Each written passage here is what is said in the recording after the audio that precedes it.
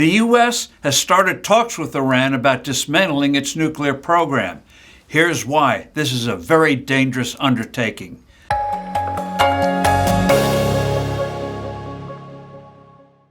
Hello, I'm Steve Forbes, and this is What's Ahead, where you get the insights you need to better navigate these turbulent times. President Trump's special envoy, Steve Witkoff, just finished a second round of talks with Iran's foreign minister over Iran's rapid development of nuclear arms. Another meeting is coming in a few days. In the meantime, experts from both countries are getting together before the next gathering of the two officials.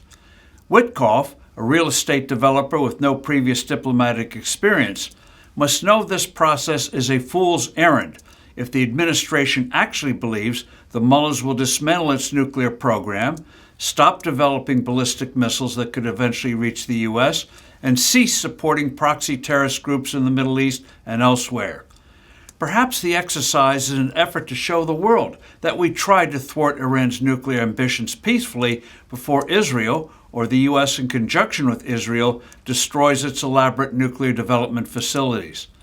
Otherwise, the mullahs will use every trick to keep any military action at bay.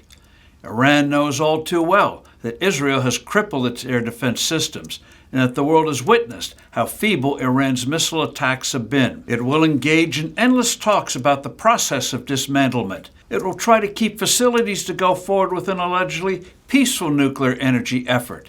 That way, even if some of its current facilities are actually destroyed, the mullahs could easily ramp up things when President Trump leaves office. They could even start surreptitiously before he's out. The clerics will make a big deal of stopping further development of its missile capabilities as an alleged show of good faith. It may even do the same thing with supporting terrorist proxies, since most of these have already been obliterated, primarily by the Israelis. President Trump has forcefully stated that Iran will not get the bomb, but the mullahs absolutely will not abandon its goal to become a nuclear power. It will only pretend to do so. It realizes how these weapons have given North Korea the ultimate in security insurance.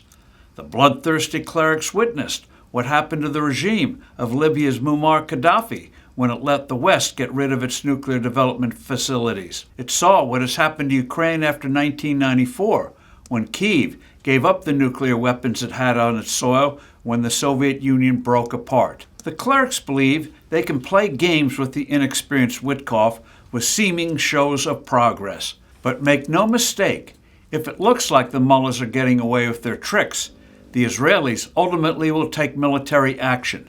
They suffer no illusions about the fanatics ruling Iran, who have made no secret of their goal of obliterating the Jewish state. Israeli Prime Minister Benjamin Netanyahu succinctly put what must be done if an attack is to be avoided. Quote, "You go in, blow up the facilities, dismantle all the equipment under U.S. supervision." End quote. He has it right. I'm Steve Forbes. Thanks for listening. Do send in your comments and suggestions. I look forward to being with you soon again.